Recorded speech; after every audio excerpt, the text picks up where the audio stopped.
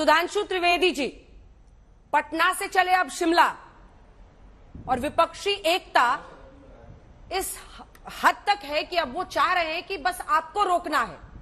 जब उनका मिशन एक है तो वो रास्ता कोई ना कोई खोज ही लेंगे।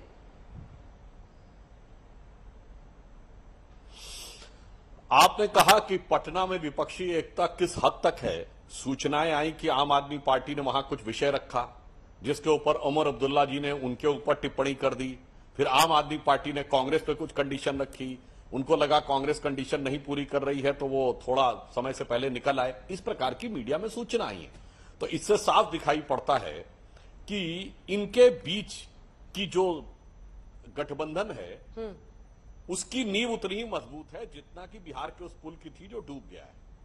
तो इसलिए हमें लगता है कि ये जो भी है प्रचार विचार जो कुछ भी कह रहे हैं तो इसमें ठीक है, भाजपा के प्रति अंध विरोध, मोदी जी के प्रति घृणा, उस कारण से भले ही ये सब मिलके एक हो रहे हो, मगर जो मैंने अंजना जी पहले भी कहा था कि एक भारत ने इस स्थितियों को लेकर किस प्रकार से अमेरिका के साथ रक्षा सौदे करके डिफेंस डील किया है, उसी प्रकार यहां भी एक डिफेंस डील चल रही है अपने अपने घोटाले को बचाने की।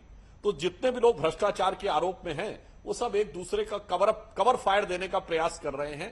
अच्छा, परंतु उसमें मूल उद्देश्य अपनी अपनी पार्टी के भ्रष्टाचार को बचाना और अधिकांश पार्टियों के लिए अपने अपने परिवार को बचाना। इधर मोदी जी का लक्ष्य है कि अमृतकाल समाप्त होने पे 25 वर्ष बाद भारत कहां खड़ा होगा।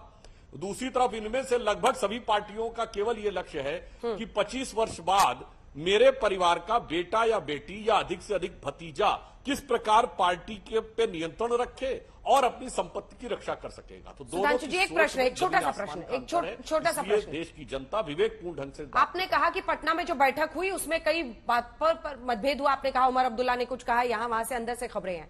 आपकी बैठकों में क्या सब एक ही बोली बोलते हैं?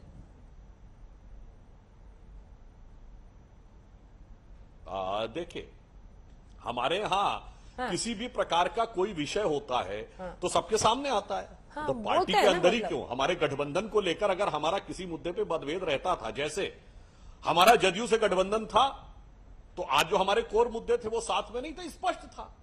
शिवसेना कोर मुद्दों पे हमारे साथ थी, कुछ मुद्दों पे नहीं थी। तो जो हमारा गठबंधन था वो एकदम ट्रांसपेरेंट था। और दूसरा फंडामेंटल अंतर हमारे गठबंधन और इनमें यह भी है कि चाहे अटल जी के जमाने का एनडीए हो या मोदी जी के जमाने का एनडीए, भाजपा सहित सभी एनडीए दलों ने एकमेव बगैर किसी लाज लपेट के प्रस्ताव पारित किया हुआ था कि हमारे गठबंधन के नेता नरेंद्र मोदी जी हैं या उस समय अटल जी थे। तो किसी भी प्रकार के किंतु परंतु संदेह भ्रांतिमान अलंकार की कोई गुंजाइश नहीं थी। यहां संदेह ही संदेह है। यहां वो सारी पार्टियां बैठी हैं जिनकी अपनी पार्टी का नेतृत्व तो निस्संदेह है, असंदिग्ध है कि यही व्यक्ति रहेगा और इसी परिवार का रहेगा। और जैसे ही गठबंधन का नेतृत्व की बात कहो तो लोकतंत्र का ज्ञान देने लगेंगे, वो तो मिलके तय होगा, बाद में तय होगा, अभी तो चुनाव हार ले, इत्यादि इत्यादि इत्यादि। तो इस प्रकार से हमारी जितनी स्पष्टता है उतना ही इनका अप्रोच और इनके विचार उतने ही धुंधले और भ्रम से भरे हुए नजर आते हैं।